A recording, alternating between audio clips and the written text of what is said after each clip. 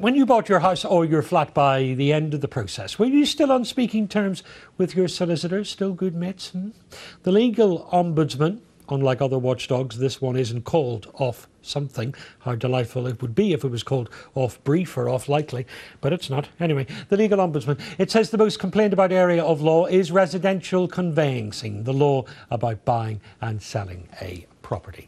Well, Tracy Kellett is a property expert at BDI Home Finders, and David Braithwaite still with us from Citrus Financial Management. Welcome again to both of you. How do you find, Tracy, how do you find the right legal brain, the right solicitor who's actually going to make the whole thing a breeze? Well, the first thing you've got to do is not skimp on your solicitor. Don't be swayed by the packages of £300 to do your conveyancing. You need to get yourself a proper, good, reliable solicitor. Now, the first thing you need to do is try and get a recommendation from somebody. Somebody who's just done some conveyancing, who's just bought, who's just sold, and talk to the individual, not just the firm, the individual that they used. And secondly, pick up the phone. Can you actually talk to them? Because half the battle is having communication with these people. And a solicitor who you can't talk to, who doesn't use email, is a hopeless situation, and it's just key to disaster. And that was a really important point there, that you go for the person in the solicitor's office. People business. You're not going for the office and whoever they happen to offer you. You go for a named solicitor. Yes. Yeah, David Braithwaite, just looking at these figures from the legal ombudsman, complaints up to 1,500 last year. Is this telling us that solicitors are lazy and bone idle, or is there, are they under more pressure now and they're slipping up more? I think there's a lot more pressure because house prices and house buying is picking up an awful lot. And the trouble is with the existence of things like the internet, where you have these property lawyers who will speed things through for you at a so-called discounted price, things can and will get missed, and that's the problem. But what people have to remember is that this is an investment. It's your main house that you're buying, probably. It's a lot of money. So when you're talking about saving a couple of £100 here and there, is it really worth it? And when you come to sell your property, do you want that person who's selling, when you've used a cheap lawyer, to have an expensive one looking at the work that yours did on when you bought your own house? So it's one of these things that really it's a false economy to try and skimp on. Yeah, definitely. False economy, yeah. Which is echoing what you were saying. Has it become more complex then? Yes, it has, because a number of years ago the Council of Mortgage Lenders brought in much stricter guidelines. So the requirements that the mortgage companies now need, paperwork-wise, legally-wise, is much, much stricter.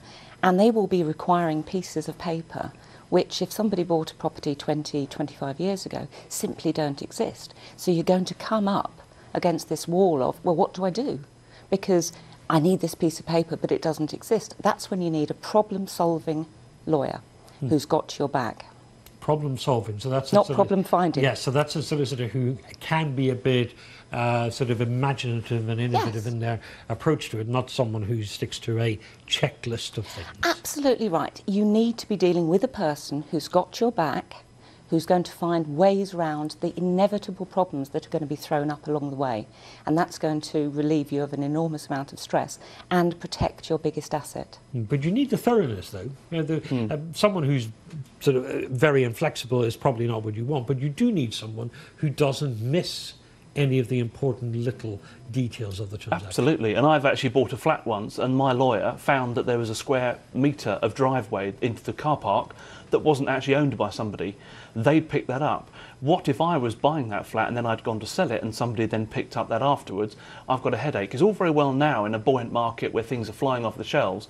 What you have to think about is in a slack market, when things aren't selling so easily, you need to make sure that what you have is as easily sellable as you want it to be when you need to get rid of that asset as well and move on and move to a new home. There's a particular issue that the legal ombudsman picks up on, and it's one that will make the hair stand up on the back of your neck. It is people who think they've bought the house or the flat, they've got the keys, they've moved in, and then it turns out they don't actually own it legally because the solicitor hasn't handed over the stamp duty. Yes, I mean, there's a lot of this in the press at the moment, and Pretty it's a terribly failing, scary... It is. It's an obvious failing, and it's actually fraud. I think it's not as widespread as one would believe. I think the amount of complaints that we're seeing with the Ombudsman at the moment are mainly about incompetence. Fraud is, a pretty frightening other issue. Is there any way of checking that the stamp duty has actually been paid? Can you ring up the revenue and ask them? Well, I think what you need to look carefully at is the completion certificate you get, which is a statement of accounts at the end that the solicitor sends you, and you can check through on that. Can you do it without a solicitor? Can you buy or sell a property without a solicitor? You can. It's not something I'd ever recommend. We had a client actually do that once, and it caused no end of pain. What you're doing when you're buying a property and using a property lawyer, you're paying for a professional service, someone that's qualified to do that job. You wouldn't do your own brain surgery, would you? So why would you actually skimp on that and try and do that sort of thing yourself? Also, it's nice to have someone to blame.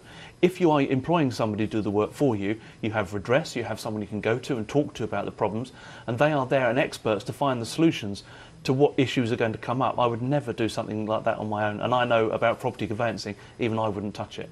Tracy, how do you protect yourself? You told us how to find the right solicitor, but mistakes are made. If things do go wrong, what's your recourse?